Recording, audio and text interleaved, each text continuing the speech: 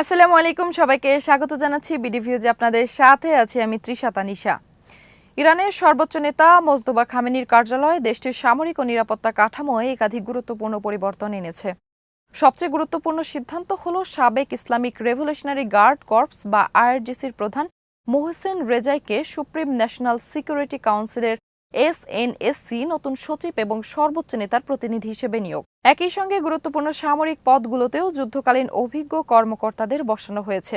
সব মিলিয়ে এই পরিবর্তনকে ইরানের যুদ্ধকালীন রাষ্ট্রীয় কাঠামোকে আরও কেন্দ্রীভূত ও শক্তিশালী করার পদক্ষেপ হিসেবে দেখা হচ্ছে। আরও বিস্তারিত থাকছে ওয়াহিদ ফারুকির প্রতিবেদনে।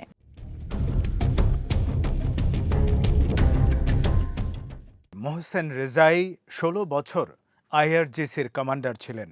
ইরান ইরাক যুদ্ধের সময় তিনি বাহিনীটির নেতৃত্ব দেন এবং পরবর্তী সময়ে আইআরজিসিকে ইরানের অন্যতম প্রভাবশালী সামরিক ও রাজনৈতিক প্রতিষ্ঠানে পরিণত করার ক্ষেত্রে গুরুত্বপূর্ণ ভূমিকা রাখেন। যুদ্ধের পর তিনি সামরিক পোশাক ছেড়ে রাজনীতি ও অর্থনীতিতে সক্রিয় হন। তিনি একাধিকবার প্রেসিডেন্ট নির্বাচনে প্রতিদ্বন্দ্বিতা করলেও কখনোই নির্বাচিত হননি। পরে এক্সপেডিয়েন্সি কাউন্সিলের সচিব এবং প্রেসিডেন্ট ইব্রাহিম রাইসির সময় অর্থনৈতিক সমন্বয়ের গুরুত্বপূর্ণ দায়িত্ব পালন করেন।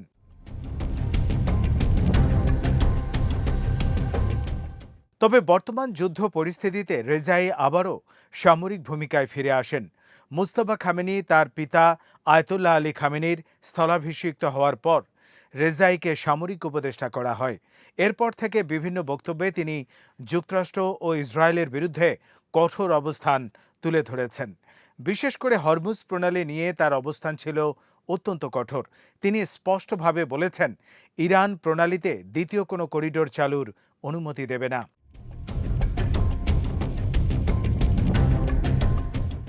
নতুন নিয়োগের সবচেয়ে গুরুত্বপূর্ণ দিক হল এটি শুধু একজন নিরাপত্তা কর্মকর্তার পরিবর্তন নয়, বরং ইরানের সামরিক, কূটনৈতিক, অর্থনৈতিক ও নিরাপত্তা নীতিকে একই কাঠামোর অধীনে আরও ঘনিষ্ঠভাবে সমন্বয় করার চেষ্টা।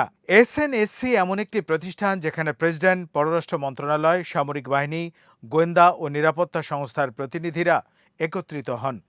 গুরুত্বপূর্ণ সিদ্ধান্ত বাস্তবায়নের আগে সর্বোচ্চ নেতার অনুমোদনও প্রয়োজন হয়।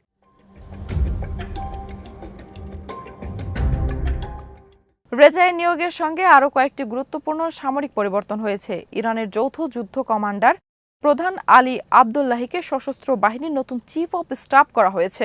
আলী ওজমাইকে আইআরজিসি নেভির প্রধান করা হয়েছে, আর ব্রিগেডিয়ার জেনারেল আহমেদ ওয়াহিদিকে আইআরজিসির কমান্ডার ইন চিফ হিসেবে আনুষ্ঠানিকভাবে নিশ্চিত করা হয়েছে।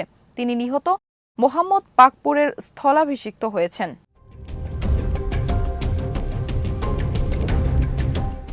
এই পরিবর্তনের রাজনৈতিক বার্তাও গুরুত্বপূর্ণ।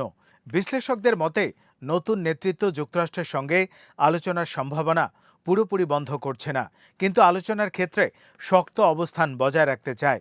জর্জ ওয়াশিংটন বিশ্ববিদ্যালয়ের অধ্যাপক সিনা আজদির মতে রেজাই, মোজতবা খামেনি এবং আইআরজিসির নেতৃত্বের মধ্যে যুক্তরাষ্ট্রের বিরুদ্ধে প্রতিরোধ অব্যাহত রাখার বিষয়ে যথেষ্ট অভিন্নতা রয়েছে।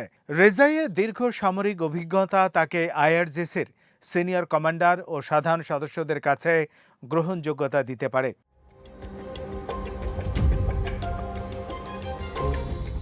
এখনই নতুন নিয়োগের আরেকটি গুরুত্বপূর্ণ দিক হচ্ছে অভ্যন্তরীণ সংহতি। যুদ্ধের সময় ইরানের সামরিক ও রাজনৈতিক নেতৃত্বের মধ্যে সমন্বয় আরও গুরুত্বপূর্ণ হয়ে উঠেছে। রেজাই একই সঙ্গে সামরিক ও রাজনৈতিক অভিজ্ঞতা সম্পন্ন হওয়ায় যুদ্ধক্ষেত্রের সিদ্ধান্ত, কূটনীতি, অর্থনীতি এবং জ্বালানি নীতির মধ্যে সমন্বয় করার ক্ষেত্রে ভূমিকা রাখতে পারেন।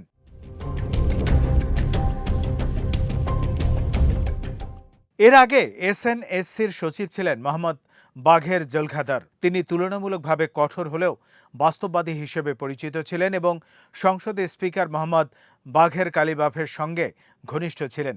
গালিবাফ যুক্তরাষ্ট্রের সঙ্গে আলোচনায় গুরুত্বপূর্ণ ভূমিকা পালন করছিলেন। ফলে জলখাদারকে সরিয়ে রেজাইকে আনা গালিবাফের প্রভাব নিয়ন্ত্রণের প্রচেষ্টা হতে পারে বলে বিশ্লেষকদের কেউ কেউ মনে করছেন। যদিও গালিবাফ সহ শীর্ষ কর্মকর্তারা রেজাই নিয়োগকে স্বাগত জানিয়েছেন।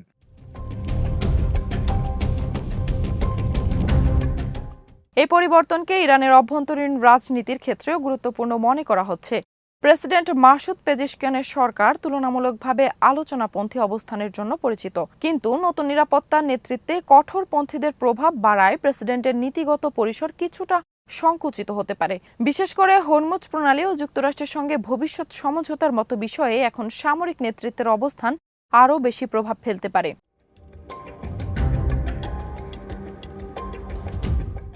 তবে এর অর্থ এই নয় যে ইরান কূটনীতির দরজা পুরোপুরি বন্ধ করে দিয়েছে, বরং সম্ভাব্য কৌশলটি হতে পারে আলোচনা চলবে, কিন্তু সামরিক চাপ ও প্রতিরোধের সক্ষমতা অক্ষুণ্ণ রেখে। জুনে যুক্তরাষ্ট্রের সঙ্গে সমঝোতার সময় রেজাই আপত্তি জানিয়েছিলেন, যদিও শেষ পর্যন্ত মোস্তফা খামেনি সেই সমঝোতা অনুমোদন করেছিলেন।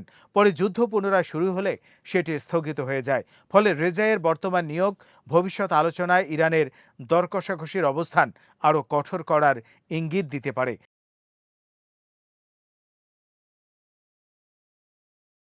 ইসরায়েল অবশ্য নিয়োগের তীব্র সমালোচনা করেছে। রেজাই ও আহমেদ ওয়াহিদি দুজনের বিরুদ্ধেই ১৯৯৪ সালে বুয়েন্স আইরেসে ইহুদি কমিউনিটি সেন্টারে বোমা হামলার অভিযোগ রয়েছে এবং তাদের বিরুদ্ধে ইন্টারপোলের রেড নোটিশ রয়েছে। ইসরায়েল এই নিয়োগকে ইরানের কঠোর ও নিরাপত্তা কেন্দ্রিক রাষ্ট্র ব্যবস্থার আরও শক্তিশালী হওয়ার প্রমাণ হিসেবে দেখছে।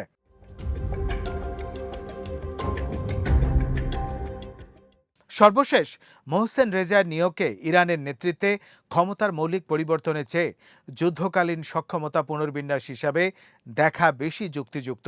মুস্তফা খামেনি তার নেতৃত্বের প্রথম পর্যায়ে সামরিক অভিজ্ঞতা সম্পন্ন প্রবীণ কর্মকর্তাদের গুরুত্বপূর্ণ জায়গায় বসাচ্ছেন। এর মাধ্যমে তিনি একদিকে আইআরজিসি ও নিরাপত্তা প্রতিষ্ঠানের উপর নিজের নিয়ন্ত্রণ সুসংহত করতে চাইছেন, অন্যদিকে যুক্তরাষ্ট্র ও ইসরায়েলের সঙ্গে সম্ভাব্য ভবিষ্যৎ সংঘাত বা আলোচনার জন্য রাষ্ট্রযন্ত্রকে প্রস্তুত করছেন। অর্থাৎ তেহরানের নতুন বার্তা আপাতত স্পষ্ট, কূটনীতি থাকতে পারে, কিন্তু সেটি হবে শক্তি এবং প্রতিরোধের ভিত্তিতে, আত্মসমর্পণের ভিত্তিতে নয়।